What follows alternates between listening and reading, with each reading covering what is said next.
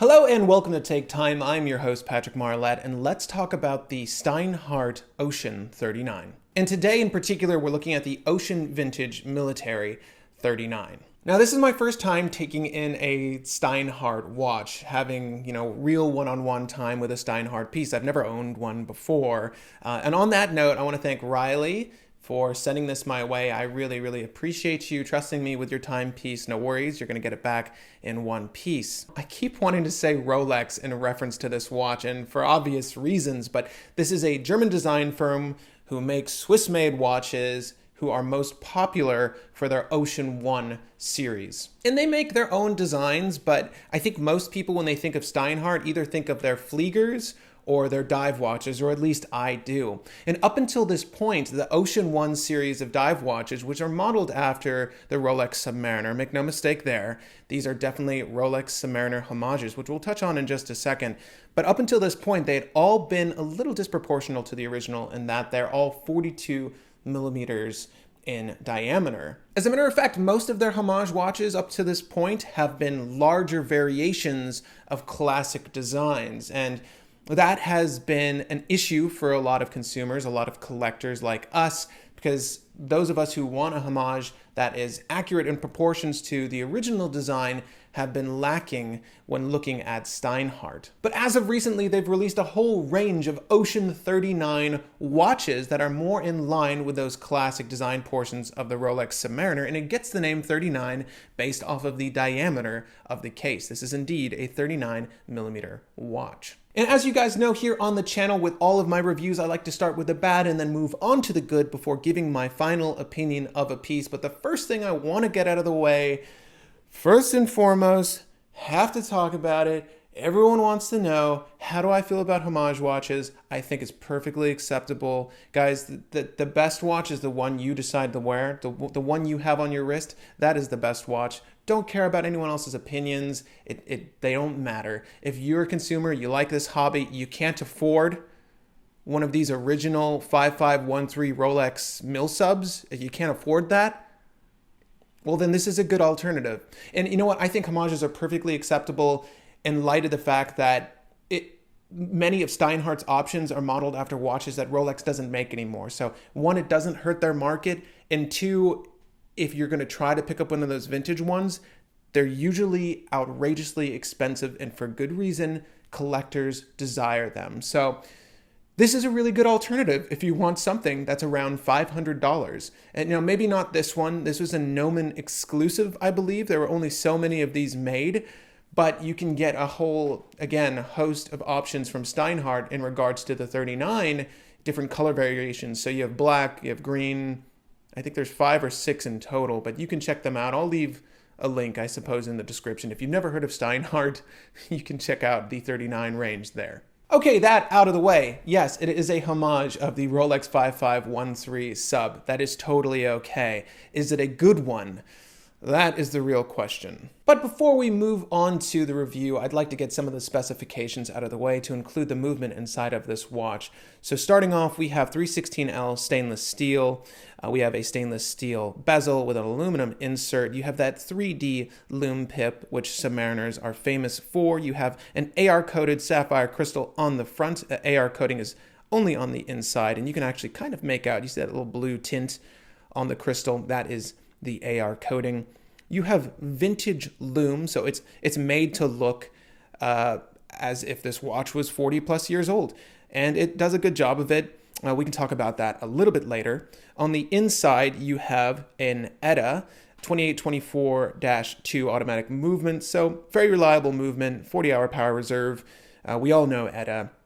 If you want a Swiss movement, that's what most manufacturers go to. These larger brands like Steinhart can afford to offer watches with ETA movements at a reasonable rate. So again, $500, really tempting offering for a new consumer. Also, we have our measurements to get out of the way. Again, 39, excluding the crown and crown guard. Obviously, we have 47 millimeters from lug to lug on this watch. And then we have an overall case thickness of 14 millimeters. I also want to note that it has a screw down crown at the 3 o'clock position and boasts a 300 meter water resistance rating. So it is, in fact, in form and function, a dive watch. Oh boy, where do I start? I want to preface this by stating that, to you Steinhart fans, maybe I just got a bad copy. But the first bad note I want to mention, the biggest complaint I have about this watch, and it's a bad one because this is a dive watch, is that bezel. The bezel is pure garbage. Pure garbage. I know that's an oxymoron, but that's how I feel. I don't know how else to explain the action on this bezel. It is not good at all. It is not very good. So by design, the bezel on the 39 is just a little hard to grip, as the way it's angled down towards the case itself just causes it to be a little bit harder to grip. And I have to say, these rigid ends to the bezel do help with your grip, but not enough to make this thing turn. So by the way, this is a unidirectional 120 click bezel, but it is the stiffest bezel I've ever, let's just see if I can turn it on camera today. I've had some really tough bezels to operate before, but this has been by far the most difficult experience I've ever had with a watch. And I'm sorry if I can't get this camera to focus. I really want it to, but good God, this is difficult. Okay, so I'm going to keep trying. I'm going to try to get, this is why this watch has remained with that lume pip at 12 o'clock. I have such a tough time turning this. One of the techniques I've found, if you have trouble with your Steinhart bezel, is to just push down on the bezel itself and then turn the body of the watch. So it might not be on your wrist whilst doing this, but if you just push down and use that force to help the bezel retain its place on your hand, your fingers, and then twist the case, that helps. Or if you're trying to turn it and it's again still off your wrist, you can use two hands and apply a two-handed technique that I've patented to twist the bezel the direction it's supposed to go. Both of these ways are not ideal. There are two extremes when it comes to the bezel world. Either your bezel is too loose, it's not tight enough on the case and the click spring is complete trash, and that causes a bad user experience. Or you have a bezel that's too tight, and this is entirely too tight. I wouldn't even say damp. It's just too tight. It's tinny sounding. If you're one of those people who cares about the sound of your bezel, it's tinny sounding, and it's not a great overall experience. As a matter of fact, it's one of the worst experiences I've ever had with a diving bezel. And I used to collect just dive watches for a time, so trust me from experience, pure garbage. And once you get that one technique down of just pushing down on the bezel and turning the case, it works fine. So,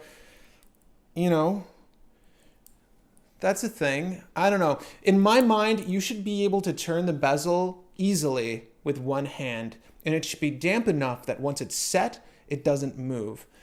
This doesn't offer any of those luxuries. No, I lied. It is tight enough that it likely won't move. So if you can get it set to where your oxygen tank started and you start your dive with it there, you're probably going to be fine. This bezel's not going to move. So yeah, you know what? Maybe that's a good note. It's a bad and a good note. Whew, okay, that out of the way. Other bad notes. I like the overall design, but there's a few parts of the design that I don't necessarily like. Now, while this is a homage to the 5513, the 5513 Rolex Submariner, it doesn't copy the case language precisely. And this is actually one of the first things I don't like about it. If we're going to gauge this as a homage and its faithfulness to the original, or just this design in general, I don't like the banana-like profile of the case sides. I really wish that they followed this bottom line with the same dimensions as the top line. I wish that this bottom line matched the top and that this lug curved down a little bit further to greet the bracelet and your wrist. But it doesn't. It's sort of this weird banana-like form factor. I that's the best way I can explain it. That the side profiles have. It's not appealing to me. I kind of like how Tudor and Rolex do it better, how the sides, curve a little bit more, how the sides have a nice even profile all the way across. This has that banana-like shape. Maybe I'll superimpose a banana on top of this video so you can see what I'm talking about. But it's just the way these lugs curve out. It's not curved enough, and it doesn't look that flattering. Another design cue I dislike, and I love, by the way, I'll get a good note out of the way while I'm here, I love solid end links, and I love when solid end links fit like this. Instead of having a kind of faux center link go out to meet the bracelet, I like it when the center link goes into the solid end link and then the spring bar rest between the solid end link and that center link, like so. I like this design as opposed to the other one, if you know what I'm talking about. But I do not like the profile of this center link. It's squared off, completely rectangular. It's not curved enough. It's just, again, not a very flattering design. And on the wrist, it's more prevalent, and we'll see that later. I'm just not a fan of how this end link was accomplished with that center link. It could have been designed to be a little bit more flattering. This is a minor complaint, but when you stack up all of these design cues and misses, it tends to hamper the experience of the watch on your wrist. This could have been curved in a little bit better. The only other design cue I would change here to make this more in line with its inspiration, which is the mill sub, would be this crown. The crowns were never this fat on the Rolex mill sub. They were indeed wider than this, but they were a little bit stout, a little bit more stout rather. They fit against the case a little bit more flush. I can understand that this 39 millimeter case was really just changed to look aesthetically like that watch, but it would have been cool to have a crown that more accurately represented the watch this was inspired after. That 300 meter water resistance rating is pretty impressive and great if you're an actual diver, but what's unfortunate is the bracelet here could have very easily incorporated a diver extension, but it doesn't. This clasp is just a fold over clasp, no diving extension to be seen, as you can see on the underside of this clasp. And that's unfortunate because it could have been added quite easily to this setup, but it was not. So if you're looking to dive with this and you do use a wetsuit, this isn't going to fit over that comfortably.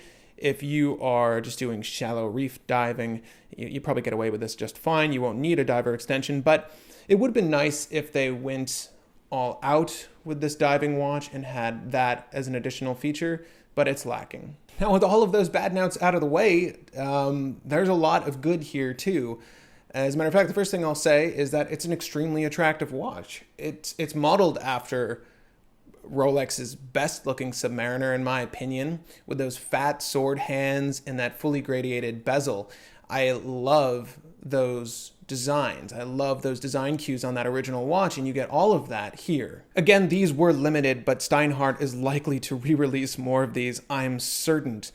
But if you can find one, you're getting a watch that is a very faithful representation of an original design by Rolex. And if you don't have, again, the budget for the original, this is a great way to get that same package, or at least a similar one. Barring the few design cues I mentioned that were dissimilar, this is extremely like the original, and that is an extremely attractive watch. I quite like the overall design. Would I wear this? I have been, and it's been a fun watch to wear. And that's the thing, you're either gonna like homage watches or you are not, and it's totally fine whatever camp you're in. I don't personally care. If you want a watch that looks like something you can't afford or can't purchase currently in its modern form, I feel like that's why these are on the market, and this is there for you. Another one of those good notes I'd like to mention when you're buying this is you get a watch that's watertight with a really nice bracelet. Overall, this is your typical Oyster Link bracelet, but it's an extremely comfortable one. They've executed it extremely well. It wears extremely well on the wrist, and I love the clasp. Aside from the lack of the diving extension, both of these mechanisms function very well. The pull to get the clasp open and the lock here with this top guard. And you just see how loud that is and how tight it is on the wrist. It's never a concern that this is going to fall off. I know a lot of diving watches have that push button deployment system, but this doesn't have it, but it is a very tight clasp. So there's no concern of this coming loose or undone. Another thing I'd like to mention about these links is that they are screw-in links, and you can see those here. So if you have a small flathead, like a jeweler's tool set, you'll be able to remove these links yourself. You won't have to take this to your jeweler unless you're uncomfortable doing that operation. But I size all my own bracelets. This one was extremely easy to size, especially indebted to the fact that it has some really great fine micro adjustments. They're tight. There are 4 of them, but they are more than enough with any link combination to fit your wrist easily. And I have a 7¼ inch wrist, wears perfectly. Also, you're getting an ETA movement, one of the most reliable movements on the market, the ETA 2824, in a package that's $500 with really great material options. From that standpoint alone, Steinhart is a really, really good offering. I know people jump between the 1545 from Squale and Steinhart for their homage watches. If you were in the market for a Squale 1545, this 39, any of the 39 range is a good alternative to that, and they're the same price. So, it's apples and other apples for you guys. But if you're interested in having apples that taste like Rolex just a little bit, these are really cool offerings for you, especially with the movements you're getting inside of these. So props on the material choice and the movement choice. Now, I want to provide you guys with a wrist shot before we move on with this review to give you a better sense of how the 39 wears on a 7¼ inch wrist. If you have been on the fence about getting one of Steinhart's divers because of their scale, 42 is not crazy. I think it's a little bit larger than what most would like, but I find that 38 to 40 millimeters in diameter is a sweet spot for a lot of people. I think most gentlemen can get away with a 38 to 40 millimeter watch, and this falls perfectly within that range. And here's what the Ocean 39 is going to look like for all of your admirers, and when you are going to admire it yourself, it's going to look a little something like this. So here is the watch on my 7¼ inch wrist. And as you can tell, it wears very, very neatly with that bracelet. It wraps around the wrist quite nicely as well, but you can kind of see what I'm talking about with those lugs there. There's that gap, and you can see the case back. I wish that they followed the case lines of the top of the case with the bottom of the case and had those lugs extend out a little bit further, but otherwise it does wear very comfortably. The crown does indeed dig into your wrist on either your right or left wrist, so just do bear that in mind. If you wear your straps or bracelets a little bit looser, it shouldn't be an issue, but I did have the crown dig into my wrist a little bit. It was such a minor issue, though, that I didn't decide to incorporate it in my bad notes. But you can see this watch wears very well, and if you like the aesthetic, well then, it's definitely a win in someone's book. And that someone is me. I actually quite like the aesthetic of this watch. Again, it is modeled after the best looking Rolex Submariner. So if you want that aesthetic in a modern watch, this is a great way to get it. However, unfortunately, as I mentioned, these are all limited editions, and I don't believe Nomen has any more of these. But if you do like the overall dimensions of this Steinhart, I think the fit, feel, and wearability of these 39s is fantastic, at least with my experience with this one. I've never tried their Ocean 1 series, which is the larger scale. I've heard those were fantastic as well. So maybe this is a good alternative if you have a smaller wrist. Hopefully they'll come out with more of these, as they are limited.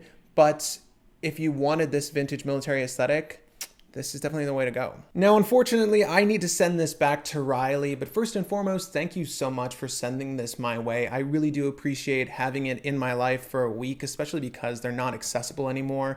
It was great to experience a Steinhart for once.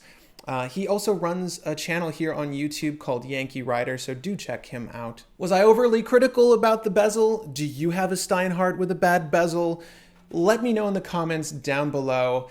if you have some of the same issues with your Steinhart as I experienced, or if not, maybe it was just a bad copy and we can clear their name. But any thoughts on Steinhart watches you'd like to share, feel free to share them in the comments. And if you found this video enlightening or in the least entertaining, feel free to hit that like button. It looks a little something like this. If you have friends, forums, or groups that are interested in watch content and have been on the fence about getting a Steinhart 39, maybe this will help them jump off the fence in the right direction. So feel free to share this video with them, or if you are interested in getting a Steinhart 39, again, let me know your thoughts of it in the comments down below. And if you haven't subscribed to the channel yet, what is going on? We do videos like this twice a week with a whole backlog of content. So if you're new around here, feel free to subscribe and check out some of my past videos.